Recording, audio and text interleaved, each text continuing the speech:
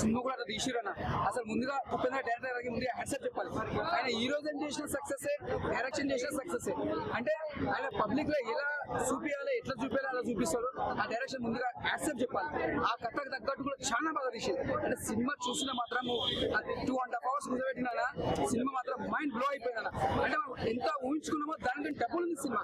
అంటే ఈ ఇప్పుడున్న జనరేషన్ లో సినిమా తీసుకోవడం ముందుగా యాక్సెప్ట్ చెప్పాలి.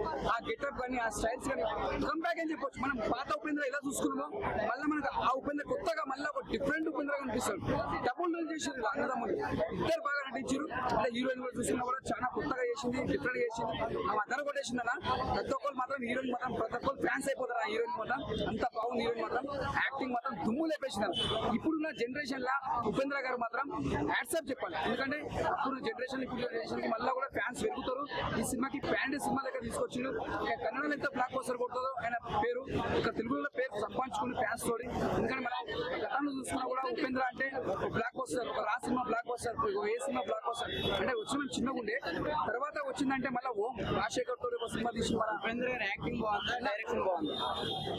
యాక్టింగ్ అంటే ఆయనకి ఎంత ఏమో తక్కువనైనా యాక్టింగ్ మాత్రం స్క్రీన్ లో దిగినది ఇచ్చి పడేస్తాడు. అన్న దుమ్ము లేపేస్తాడు. గట్టాల దిగిన దుమ్ము లేచిపోతుంది. ఆ గెటప్ కి మాత్రం హ్యాట్సాప్ చెప్పాలి.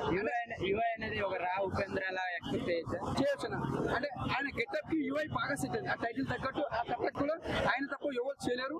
ఆ స్టిల్స్ కూడా దానికి తప్ప ఆయనకి సెట్ అయింది. వేరే వాళ్ళకి ఎవరు సెట్ కావాలి.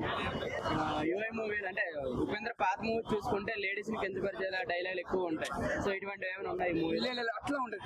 ఒక ఏ సినిమా ఒక డిఫరెంట్, ఉపేంద్ర సినిమా డిఫరెంట్, రా సినిమా డిఫరెంట్, అవన్నీ ఒక డిఫరెంట్ ఉండదు. యుఐ సినిమా ఒక ప్రజల కోసం, అంటే ప్రజల కోసం అంటే తీసిన సినిమా. ఒక అన్నదమ్ముల కోసం స్టోరీ మొత్తం నడుస్తుంది. వాళ్ళ అమ్మ కోసం కథ మొత్తం నడుస్తుంది. ఇది ఒక డిఫరెంట్ స్టైల్. సినిమా చూసి ఎవరైనా మారుతారంటే వాళ్ళలో ఉన్న మార్పు వాళ్ళకి రావాలన్న. మనం చెప్పినట్టు మార్పు అని ప్రజలలో రావాలి. మారడం మనం చెప్తే మార్పు, ప్రజల్లో కూడా మార్పు వస్తుంది. మార్పు వస్తుంది మనం చెప్తారు. నచ్చిన హైలైట్స్ అంటే ఫైట్స్ బాగుంది, యాక్టింగ్ బాగుంది. హీరోయిన్ యాక్టింగ్ మాత్రం దుమ్ము లేపేసింది. సాయి కుమార్ వాళ్ళ తమ్ముడు ఉన్నాడు ఇలా, ఆ విలన్ యాక్టింగ్ మస్తు చేసిన, చాలా బాగా చేసింది. మళ్ళా కంబ్యాక్ అని చెప్పొచ్చాను. ఫ్యామిలీతో వెళ్ళి చూడదగ్గ మూవీ అంటారా? ఫ్యామిలీతో అంటే మనం చాలా చూడొచ్చు, కానీ అర్థం కాదు లేడీస్ కి. కొద్దిగా యూత్ కి కనెక్ట్ అవుతుంది సినిమా. యూత్ కి కనెక్ట్ అవుతుంది. ఫ్యామిలీతో కూడా రావచ్చు, కాకపోతే కొద్దిగా టైం పడుతుంది అర్థం చేసుకుంది. యూత్ కి అనేది ఆటోమేటిక్ అర్థమైపోతుంది సినిమా ఎందుకు కథ ఉంది, దేనికోసం ఉందని అర్థమవుతుంది. స్టార్టింగ్ చూసినప్పుడు అర్థం కాకుండా ఉంటుంది, తర్వాత మెల్లమెల్ల అర్థమవుతుంది. 5కి 4 ఇస్తారు. సూపర్.